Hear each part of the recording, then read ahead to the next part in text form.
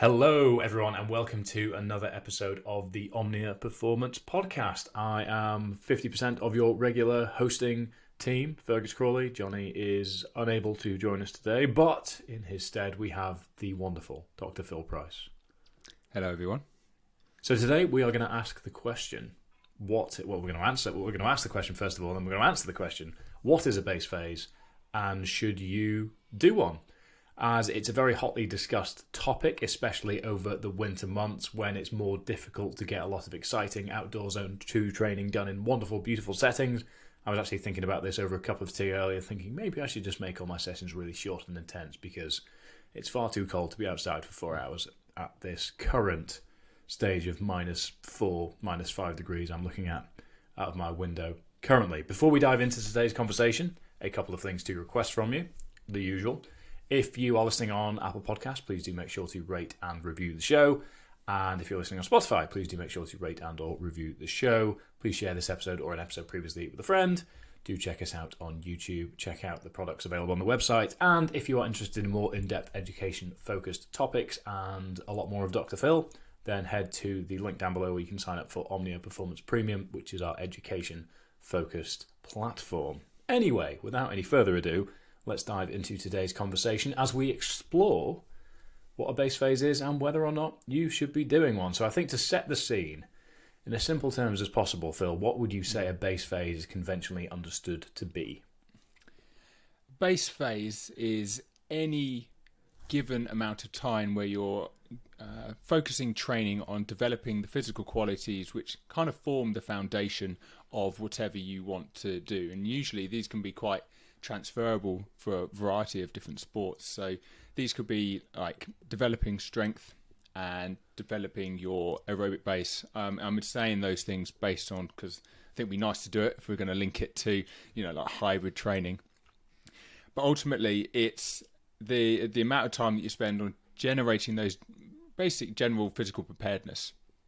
So I always try and think of it as, if you've got a blade, like you're not going to constantly just sharpen the knife. You need to make the blade before you start sharpening it. And the base phase is all about sort of developing the foundations of that blade. And then as you're going towards a particular tournament, an event, a physical challenge, that's when you start sharpening it. So that might be when, intensity starts to ramp up. But quite often, and one of the reasons why we're probably going to be discussing this is that people often do too much training, which is like sharpening that blade over and over again. And they do see a lot of improvements initially, but they hit a bit of a snag quite quickly. And that's because, the foundations give you a certain capacity to build on. And if you haven't spent time developing that capacity, you're not going to be able to, sharpen that knife. So quite often people just need to sort of take a step back, really reevaluate what they're doing, actually go through a long period of time where they're developing those general qualities so they can actually build on them when they are starting to make things a bit more specific to their sport. And hopefully we can link it to the wintering because I think that's something that Omnia Performance talks a lot about. And I think it's a really good opportunity for people to kind of do it together. Agreed. And I think essentially this is not new. I always use the example of Russian Olympians in days gone by where their coaches would just have them playing basketball and wrestling and going on hikes over their off-season periods because it was kind of just something new. It was skill development, it was coordination focused, it was still getting some sort of stimulus, but it wasn't sharpening the blade when in reality you're polishing the knife, you're rethreading the handle, shall we say. And it all comes down to that general physical preparedness which we've discussed on this podcast before. But essentially from the context of base training and where this conversation comes up most in a sort of discussion point with Omnia, with people asking questions, is essentially, should I do a base phase before I prepare for something?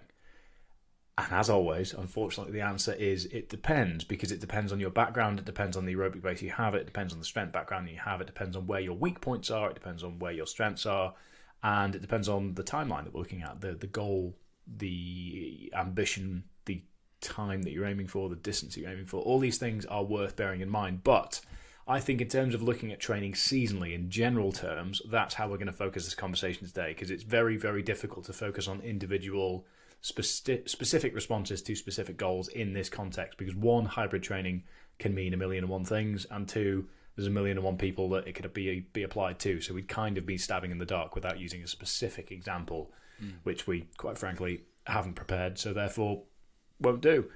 So in general terms, I view my training somewhat seasonally, where the majority of my endeavours are concentrated around less wintry months, and I use the winter as an opportunity to do some things that I don't get the chance to do throughout the summer. I focus on some things that I enjoy a little bit more. Due to the weather, the more challenging conditions, there's more to bear in mind, which means that your capacity for volume might be a little bit limited because of kit demands, because of travel restriction demands, the snow gates up in Scotland that can sometimes stop us from getting the training session planned in and things like that. So seasonally, I look forward to the winter as an opportunity to focus on things in a slightly different way. And it doesn't mean that I'm taking my foot off the gas.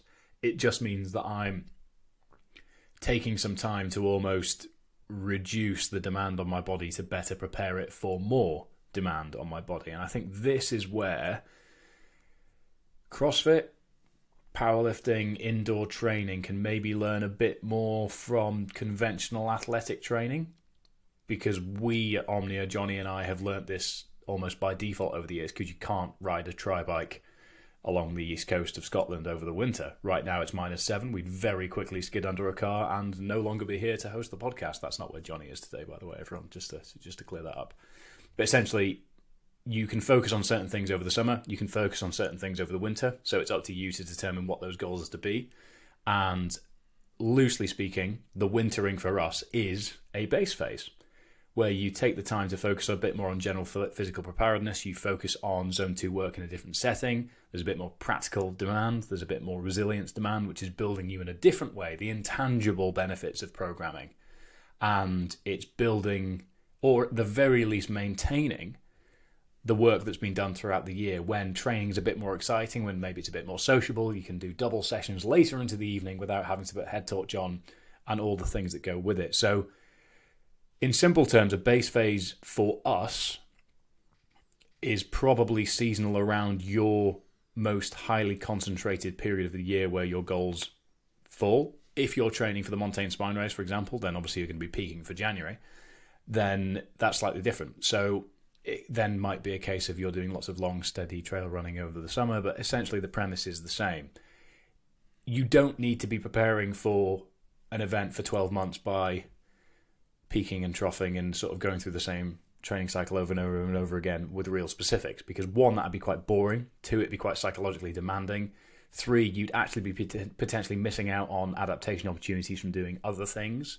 You'd probably be increasing injury risk by actually just building volume up to almost race specific demands before scaling it back to go again, when in reality you can maintain and sustain a lot of that volume and intensity without actually having to sort of knock on the door of it before you actually do the race itself. So I think we've defined base. I really want to set the scene in terms of context for Omnia, because we get this question a lot. A lot of people try and view things in sort of base phase. Should I do a strength phase before I train for my marathon? Well, if your background's in powerlifting, then no, definitely not.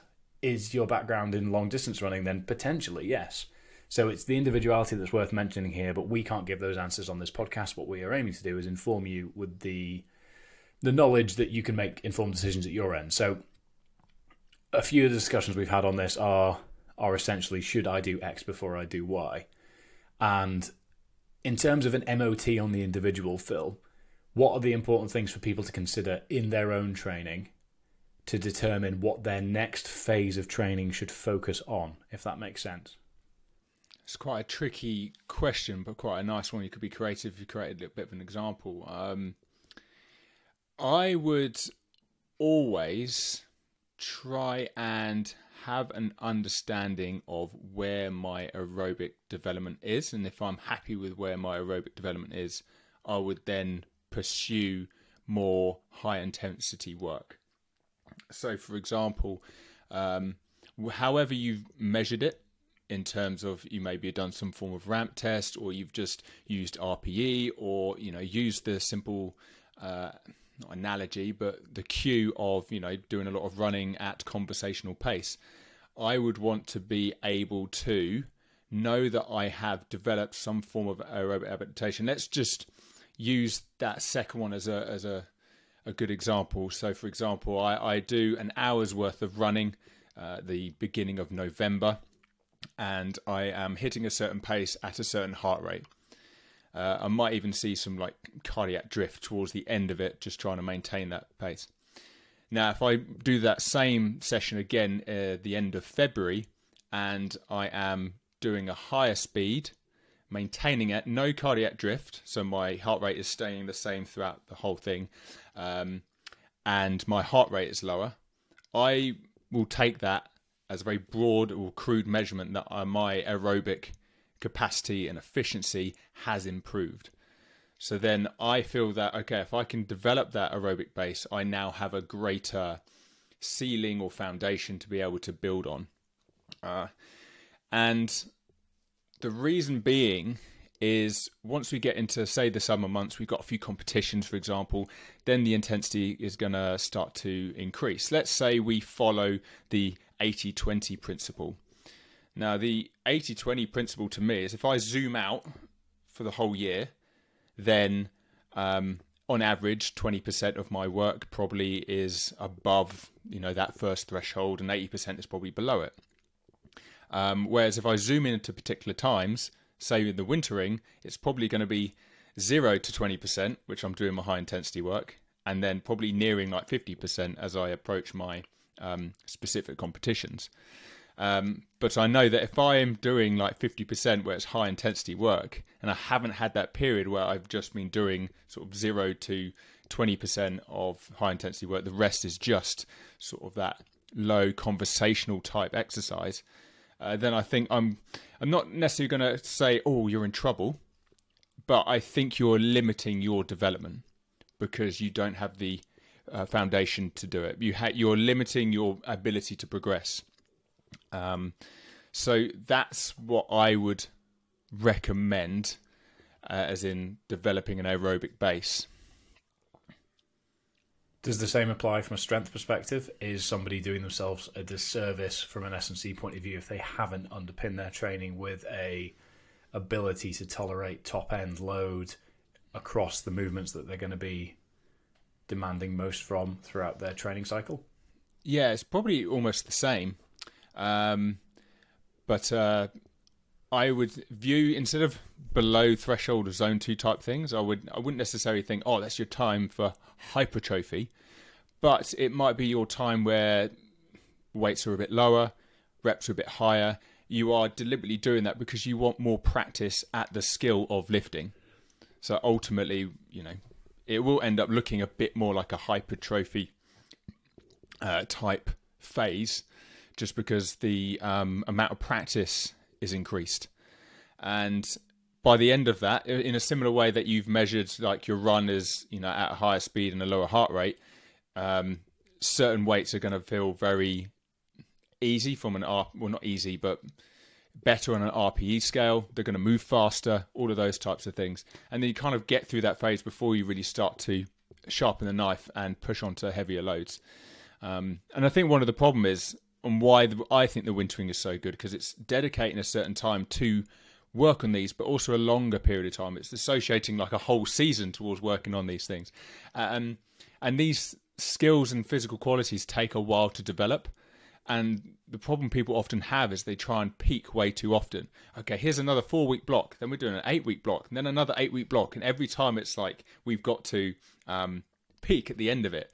It's like you don't have to like truly peak. Really, you want to peak at specific times of the year, which are your competitions, which I'd assume in a hybrid type of calendar might be in the summer. You have a very limited capacity to peak, but people peak way too often.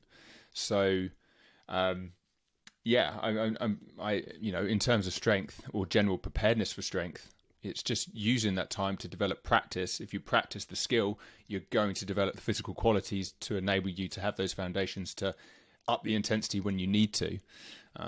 Do you follow something similar when you're going through that wintering period? Because I know it's easy to see the wintering in terms of the aerobic work that you do. But also see on like your Instagram, you do quite a lot of work in the garage as well, which is, you know, ultimately doing the same thing but from a weights perspective. So essentially, we've taken away. I mean, today's a good example. I've had 6 reps at 75% deadlift, 4 reps at 8%, and 3 sets of 2 at 85%, and they were like RP6. They were easy. So I'm holding on to my top end strength through grooving the movement patterns under a sort of specific demand, not really creeping above 90% unless I go off track like I did last week, sorry Johnny, and just sort of send it into oblivion. At the moment, I am essentially working on things that I haven't done for a while. So front squats, beltless, a bit more conventional deadlifting. I've even got some hang power snatches in my programming at the moment. Who could have seen that coming? They're not moving very well, so I haven't posted much about them, but they're in there. Essentially, it's really lightweight, skill-focused movements, which is quite time-demanding. So it means that actually in terms of accumulation of fatigue, it's not really taking too much from me. I have 1 real intensity session on the turbo trainer a week at the moment. And I have a bit of dread going into that because I'm kind of out of the pattern of intensity since training for the double brutal.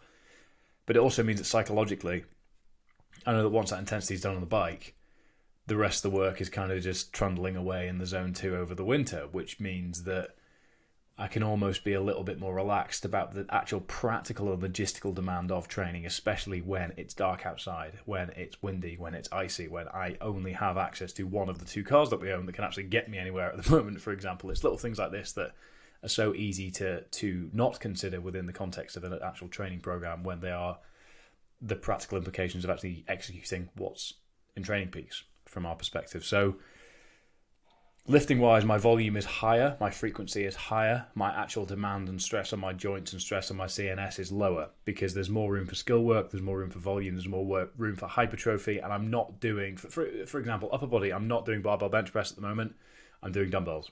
I'm not doing seated dumbbell overhead press, I'm doing seated Arnold press. I'm not doing really heavy pendlay rows, I'm doing heavy dumbbell single arm rows. So all of these heavy, demanding compound movements are still, the movement patterns are still being executed, the stimulus is still there, but it's coming from a slightly different mechanism. And it means that the volume and the stimulus is there from a muscular point of view, but the structural demand is a bit lower. And then that's supported with the zone 2 work, which means that I feel a bit sluggish week to week on the zone 2 stuff, I admit, because I've got more fatigue from hypertrophy work. I've got higher body fat at the moment, to be quite honest, as well. So maybe that's why I'm a bit sluggish, but Christmas in it, bruv. So, well, it's not even slightly, but my birthday's around this time as well, and I've kind of just been in YOLO mode since the double brutal anyway. So nonetheless, body weight's roughly the same, but I just don't feel peak athletic at the moment. But that's not weighing me down because I know that this is a great opportunity for me to get out into some Monroes and just move at an enjoyable pace, because 4 hours, 5 hours out of my feet, whilst it's not, oh, he's not running, he's not part of the trail running community, look at us, ooh, I'm getting good work in, and I'm outside in suboptimal conditions, getting battered about by wind and rain. So whilst my training might not necessarily be the most efficient thing for aerobic adaptation versus me going on a steady 3-hour run on the treadmill, I'm getting a lot more from it, which is actually making me a better, more resilient person, which means that when it comes to getting down to those 3-4 hard effort, high intensity sessions in the pool, on the turbo, on my feet, come March, April, May time, I'm going to be a little bit more hardened and a little bit more calloused in general to take those on. So essentially, the weight training side of things that we use over the wintering as a whole, I mean, Johnny's the same, he's doing a lot of circuit training, he's doing a lot of bodybuilding style stuff, there's a lot of dips, there's a lot of press-ups, there's a lot of sort of inverted rows, a lot of weighted chins, weighted pull-ups, lots of things that we don't do for most of the year where the work's actually pretty dull and unexciting. It's presses, it's rows, it's squats, it's hinges, and you progress them over time. That's essentially it. Whereas now we've got a few more exciting movements. Things aren't randomized by any stretch, but there's a little bit more sporadic, fun, 16-year-old me dry scooping pre-workout stuff going on, which is nice. So I think the wintering psychologically and physically is a great opportunity to actually just take a step back, move in different ways, all while still ticking the boxes of maintenance or progress to essentially set you up for sharpening the knife when the time comes, essentially. And again, it doesn't need to be over the winter, but within the context that we're talking about, that's how we view things. And I do think that psychologically, especially, too many people are bought into the idea that being all in all the time, no days off, bruh, is a good way to go. When in reality, actually, that's probably what's holding you back rather than pushing you forwards. And if you feel attacked by that statement, you might be the sort of person that would benefit most from a base phase, perhaps. Yeah, I don't mind those athletes. They're the ones that you kind of have to hold them back a little bit. But if you left them to their own accord, they're the ones that are going to be peaking all the time or pushing way too hard. Or getting injured, which is an athlete's worst nightmare. Yeah, and as soon as you're injured, you're struggling to become consistent. And that's kind of like the number one. I'm sure, like, very similar to what you're saying, if you take a zoom out, everything always looks a bit linear, but you zoom in, everything looks a bit more jagged. For example, with your strength work, RPE6, utilizing the same movement patterns but slightly different, so you're still getting the same stimulus, probably getting some other things in there which are really quite important for when you really do up the intensity.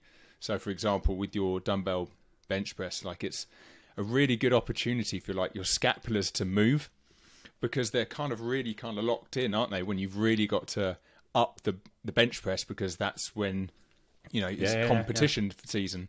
You won't be able to do that as much then, but now you don't have to be in peak competition season. Allow the scapulars to move a little bit more. It's giving yourself that opportunity to do that. And if you can do it in a way where you're changing things up a bit and offering that greater variability, I think from a mental standpoint, that's so important.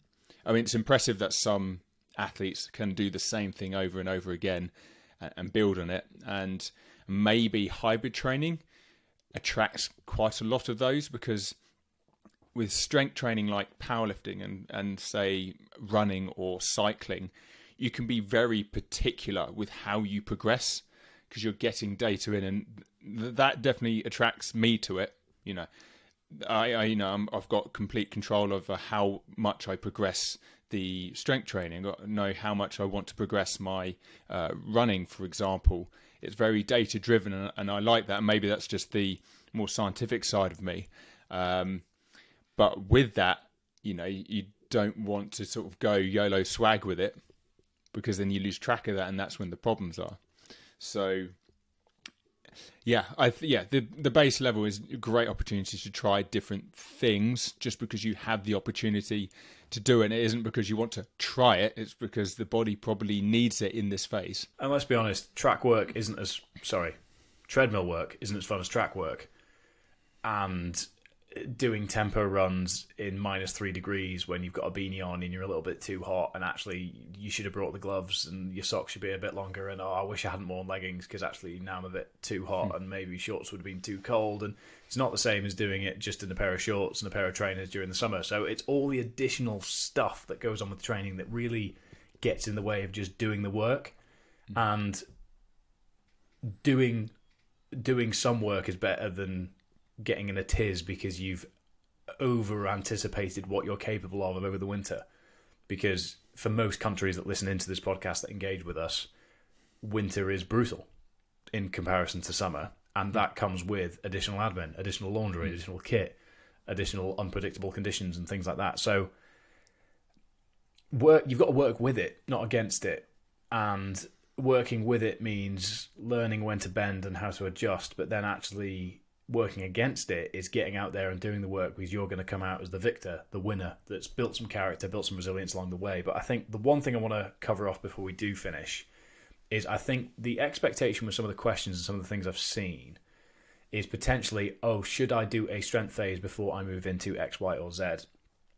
And I think the one thing I'll say from a hybrid point of view is that if you have goals in specific sports, you should always be executing some level of proficiency in those sports. So, for example, I have no triathlon goals around the corner, but I am still swimming and I am still riding a bike. There is no real metric focus to that swimming or bike riding at the moment, but they are still there because I am a strength and ultra/triathlete athlete. Triathlete confused me there. So a strength phase can be beneficial to underpin a fast effort marathon time if you're a hybrid, but that doesn't mean that you don't do any running during the strength phase. It doesn't mean that you scale things right back and just become a strength athlete. It means that you are sensible about your strength programming and you don't treat your running volume in the same way you would your strength volume. The same way with an aerobic base phase, it means that you need to make a bit more room in your strength training and frequency to allow for increased aerobic capacity. So I think a lot of the questions that we get, the implication is one or the other. Whereas I think if you are aiming to be proficient in multiple sports, you should always be practicing some element of those sports. But when I say practicing, I don't mean doing X amount of mileage per week. I mean just doing the movements, getting some work in, keeping some foundations in place, because your baseline is sort of ever increasing as you accumulate more mileage and more kilogrammage over time. So just going through the movements, going through the movement patterns, keeping things biomechanically feeling solid means that when you get back in the pool after 7 months, you're not going to think, oh God, I can't swim, and then actually have to over-index on the swim training just to get back to where you were a couple of months ago, essentially. So I think the prescription, broadly speaking, from an Omnia hat-wearing point of view, is strength phases, base phases, phases of intensity, phases of specificity, all have their place within your individual context. But you should always be executing some elements of the disciplines in which you would like to participate in. So when being specific for a triathlon, don't just abandon strength work entirely if you would like to maintain the strength work, because you can very quickly undo a lot of the progress you've made and have to claw yourself backwards. It probably means going to 3 sets of 3 at 85%, moving them quickly on a Monday, and then doing the same again on a Tuesday, reducing the volume right back. You've got 2 training sessions, 2 strength sessions focused on top-end strength, bit of hypertrophy work to keep your muscle tissue activated and stimulated, and then the rest of the week is triathlon focused. And you can maybe do that for 4 to 6 weeks before your race. Are you going to get any stronger? Are you going to get bigger? Probably not. But are you going to be much better off when it comes to going back to the strength work after the triathlon? Absolutely. And I think that's the mistake most people may make. So it's essentially knowing when to turn what dial up, what dial down, and knowing where the fringes around the seasonality of training come in, which is the resilience narrative, which is the skill acquisition narrative, which is the coordination narrative, all the things that go on and the reasons why Russian coaches had their athletes playing basketball when they were not basketball players back in the day. So, Phil, anything you want to add on that point specifically before we close off? Obviously, yeah, discuss the different bits, like from a skill perspective, from a strength perspective, all of those types of things. I also see the wintering or the general prep phase as a good opportunity to develop habits, because you are in a situation where things are against you, the elements, all of that type of thing. And, you know, especially watching your YouTube videos, you talk a lot about admin and trying to make sure that certain things are in place so you can get your work done. And, you know, so you can spend enough time training, doing that zone 2 work. You know, it takes time, so you need to make sure that everything is in order from a habit perspective or your system to make sure that you are still doing that, because consistency is key. And I often find that if you get the habits right, play around with different ones, see what works for you, that when things start to get easier come summer, they're fully in place. It becomes a habit. So, yeah, habit building is always a good opportunity as well. And it means that once they're stuck, they're with you when it's easier to have them stick, essentially. So you've done the work, and then you can reap the rewards. And I think that's why the seasonality of on and off season, let's not just go summer and winter for the sake of inclusivity, but on and off season within training cycles, within a year's context for an individual, it's important to realise that there are on and off seasons at whatever level of athlete you are. If you're a park runner doing 5Ks every weekend, some weekends you're going to be better prepared to just cruise and just get it done and work towards that red t-shirt. And some weekends you might be peaked and well rested to absolutely tank it and try and get a PB, or even claim a local KOM on Strava. Who knows? But you can't just be bursting yourself every Saturday full send with you and the dogs, 5 kilometres, whatever level of athlete you are. So everyone can benefit from sort of base strength phases.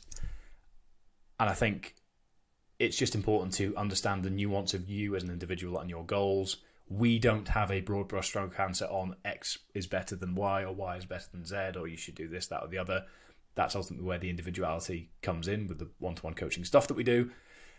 And I think to understand this from a more nuanced point of view comes down to the individual, but there are some broad principles of programming we can apply, which is where the sort of training programs and the training plans come in. If you're looking to understand this from a coaching perspective or just from a purely individually academic point of view, then just a reminder to join Omnia Performance Premium via the show notes down below, where you can find out more information on exactly how we put things together and why. But other than that, thank you for listening into today's conversation, and happy wintering, essentially. Whether it was a base phase or not, we hope you are all standing up tall against the elements and coming out a better version of yourself on the other side. So thank you again for listening, and see you next time.